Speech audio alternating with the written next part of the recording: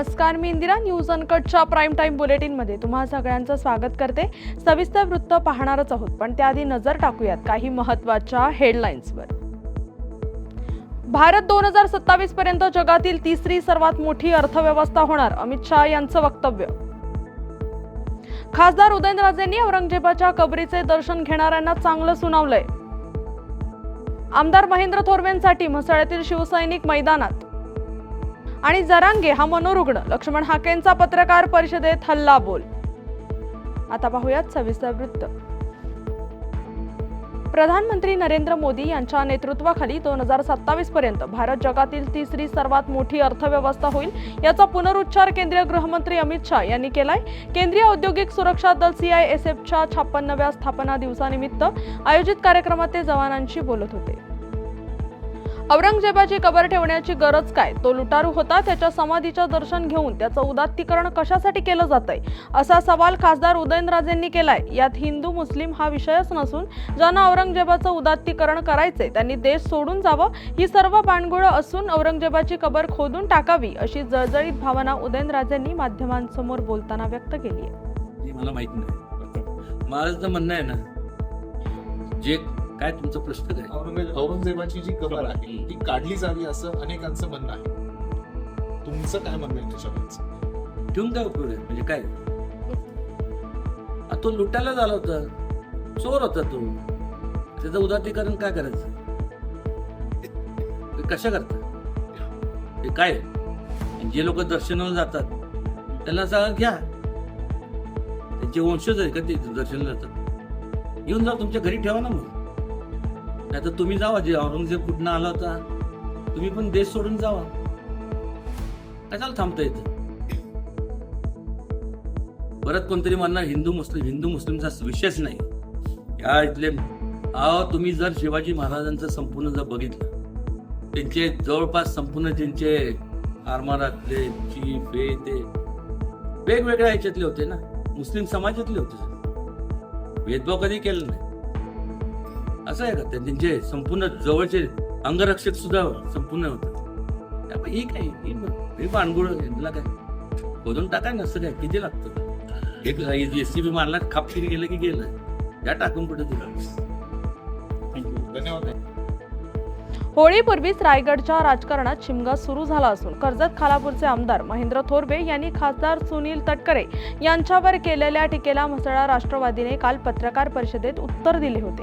त्यानंतर आता राष्ट्रवादी विरोधात म्हसळ्यातील शिंदे गटाचे शिवसैनिक आक्रमक झालेत. शिवसेनेचे म्हसळा तालुका प्रमुख प्रसाद बोर्ले यांनी पत्रकार परिषद घेत राष्ट्रवादीचे तालुकाध्यक्ष समीर बनकर यांच्या विरोधात आक्रमक पवित्रा घेतलाय.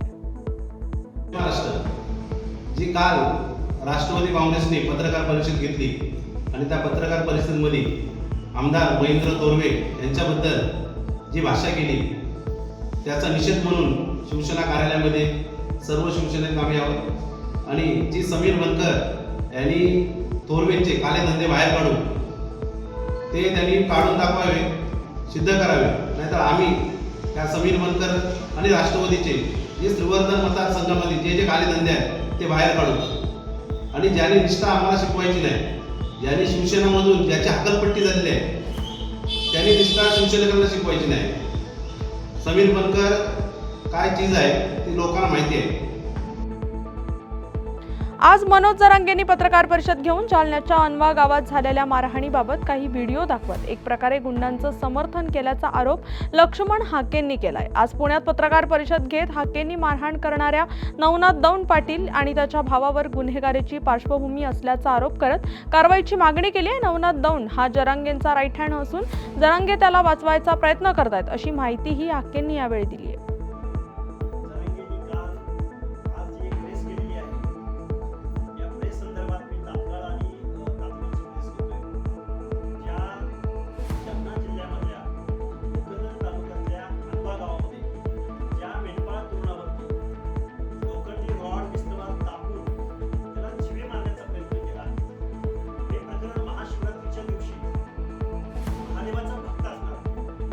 शिक्षित असणारा एक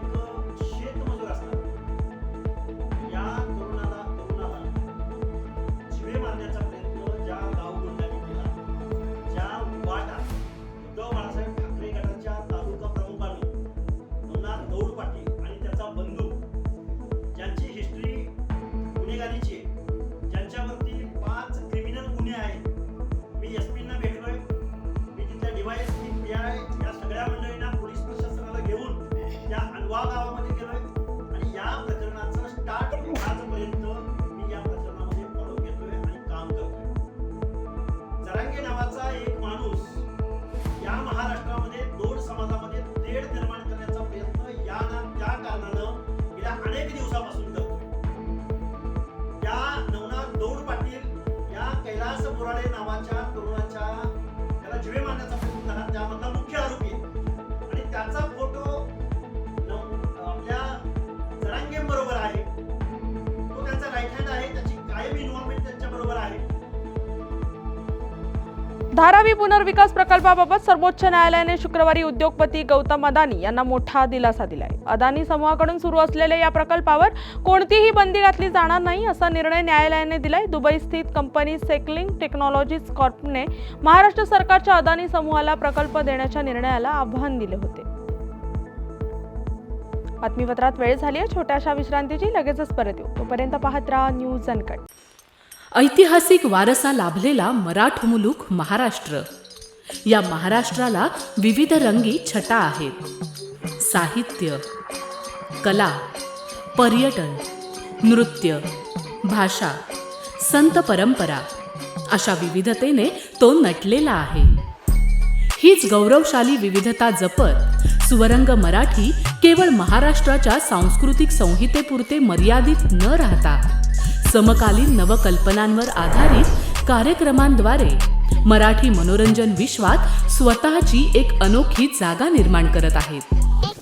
मराठी मनोरंजन क्षेत्रातील उत्तम दिग्दर्शक, लेखक आणि निर्मात्यांच्या प्रतिभेचा पुरेपूर वापर करून मनोरंजनाचा आगळा वेगळा रंग उधळण्यास आम्ही सज्ज आहोत.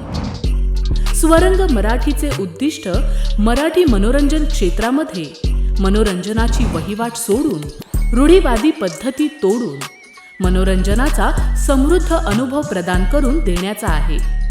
म्हणूनच यात विविध पद्धतीचे मनोरंजक आणि माहितीपूर्ण कार्यक्रम स्वरंग मराठीवर बघता येतील. शेवटी एकच, धकाधकीच्या जीवनात धांगडधिंगा करण्यापेक्षा बसूया, हसूया, गाऊया, जगूया. नाती गोती श्रावण मोती गावामधले जीवंत रंग. नाती गोती श्रावण मोती गावामधले जीवंत रंग. चला जोडूया, चला पाहूया, जशी संस्कृती तसा स्वरंग. बातमीपत्रात पुन्हा एकदा स्वागत. आता पाहूया उर्वरित काही महत्त्वाच्या घडामोडी. सरकारने आश्वासन दिल्याप्रमाणे लाडकी बहीण योजनेचे 2100 रुपये सरकारने द्यावेत या मागणीसाठी बीडमध्ये शरद पवार गटाच्या महिलांनी जोरदार आंदोलन केलंय. पाण्याच्या टाकीवर चढून आंदोलन करण्याची परवानगी मागूनही परवानगी न मिळाल्याने सरकारने खुर्च्या खाली कराव्यात अशा घोषणा देत महिलांनी सरकारचा धिक्कार केलाय. यावेळी पोलिसांचा चोख बंदोबस्त पाहायला मिळाला. नुकत्याच झालेल्या विधानसभा निवडणुकीमध्ये देवेंद्र फडणवीस यांनी शेतकऱ्यांना संपूर्ण कर्जमाफीची तसेच सोयाबीन, कापूस, चणा आणि तूर या पिकाला हमीभाव देण्याची घोषणा केली होती. मात्र सरकार स्थापून अनेक महिने उलटले तरी त्याची आश्वासन पूर्ती झालेली नाही. नाफेडने माल घेण्यास नकार दिल्याने शेतकऱ्यांची परिस्थिती बिकट झाली असून शेतकऱ्यांसाठी जाहीर केलेल्या गोष्टींची सरकारने तातडीने पूर्तता करावी या मागणीसाठी शिवसेना ठाकरे गटाचे यवतमाळ जिल्हा प्रमुख किशोर इंगळे, संतोष ढवळे, गजानन डोमाळे यांच्या नेतृत्वात भामाराजा येथे रास्ता रोको आंदोलन करण्यात आलंय. यावेळी शेतकरी बांधव मोठ्या संख्येने उपस्थित होते. मुस्लिम समाजासाठी पवित्र रमजान महिन्याची सुरुवात झाली असून त्याचे औचित्य साधत कोंढवा पोलीस स्टेशन आणि मरकजी बैतुल माल फाउंडेशन तर्फे इफ्तार कार्यक्रमाचे आयोजन करण्यात आले होते. पवित्र रमजान महिन्याच्या अनुषंगाने पोलीस आयुक्त आणि अधिकाऱ्यांनी कौसरबाग कोंढवा येथे दावत ए इफ्तारचा आनंद घेतला. आयुक्त अमितेश कुमार यांनी पुणे शहर पोलिसांच्या वतीने रमजान निमित्ताने सर्व मुस्लिम बांधवांना हार्दिक शुभेच्छा देत पोलीस आणि प्रशासन कायदा आणि सुव्यवस्थेसाठी सर्वतोपरी सहकार्य करेल असे आश्वासन दिले. बीड जिल्ह्यातील शेतकऱ्यांनी रेशीम शेतीकडे वळावे असे आवाहन तहसीलदार चंद्रकांत शेळके यांनी केले.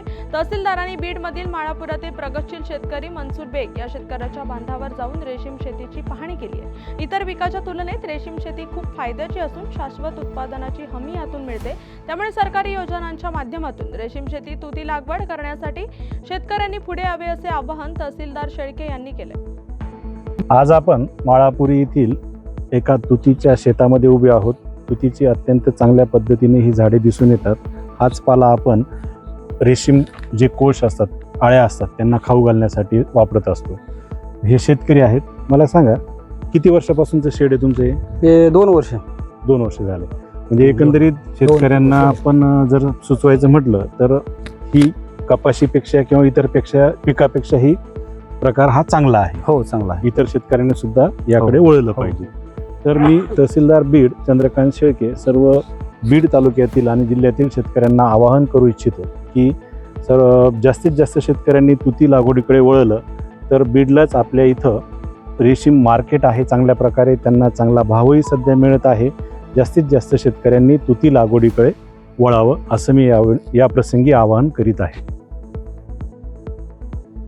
जालन्याच्या परतूर येथील महिला तहसीलदार प्रतिभा गोरे यांच्यावर मुरूप माफियांना हल्ला केल्याची घटना घडली आहे. परतूरमध्ये अवैध गौण खनिज उत्खनन सुरू असल्याची माहिती तहसीलदार प्रतिभा गोरे यांना मिळाली होती. त्या माहितीवरून परतूर तहसीलदारांचं एक पथक अवैध गौण खनिज उत्खनन करणाऱ्यांवर कारवाई करण्यासाठी गेलं होतं. यावेळी कारवाईसाठी गेलेल्या तहसीलदार आणि त्यांच्या पथकावर मुरूप माफियांनी हल्ला करून त्यांना शिवीगाळ आणि धक्काबुक्की केली. या प्रकरणी तहसीलदार प्रतिभा गोरे यांच्या फिर्यादीवरून परतूर पोलीस ठाण्यात 7 जणांविरुद्ध गुन्हा दाखल करण्यात आला असून पुढील तपास पोलीस करत आहेत. बातमीपत्रात वेळ झाली आहे छोट्याशा विश्रांतीची. लगेचच परत येऊ. तोपर्यंत पाहत राहा न्यूज अनकट. ऐतिहासिक वारसा लाभलेला मराठ मुलूक महाराष्ट्र. या महाराष्ट्राला विविध रंगी छटा आहेत. साहित्य, कला, पर्यटन, नृत्य, भाषा, संत परंपरा अशा विविधतेने तो नटलेला आहे. हीच गौरवशाली विविधता जपत सुवरंग मराठी केवळ महाराष्ट्राच्या सांस्कृतिक संहितेपुरते मर्यादित न राहता समकालीन नवकल्पनांवर आधारित कार्यक्रमांद्वारे मराठी मनोरंजन विश्वात स्वतःची एक अनोखी जागा निर्माण करत आहेत. मराठी मनोरंजन क्षेत्रातील उत्तम दिग्दर्शक, लेखक आणि निर्मात्यांच्या प्रतिभेचा पुरेपूर वापर करून मनोरंजनाचा आगळा वेगळा रंग उधळण्यास आम्ही सज्ज आहोत. स्वरंग मराठीचे उद्दिष्ट मराठी मनोरंजन क्षेत्रामध्ये मनोरंजनाची वहिवाट सोडून रूढीवादी पद्धती तोडून मनोरंजनाचा समृद्ध अनुभव प्रदान करून देण्याचा आहे. म्हणूनच यात विविध पद्धतीचे मनोरंजक आणि माहितीपूर्ण कार्यक्रम स्वरंग मराठीवर बघता येतील. शेवटी एकच, धकाधकीच्या जीवनात धांगडधिंगा करण्यापेक्षा बसूया, हसूया, गाऊया, जगूया. नाती गोती श्रावण मोती गावामधले जीवंत रंग.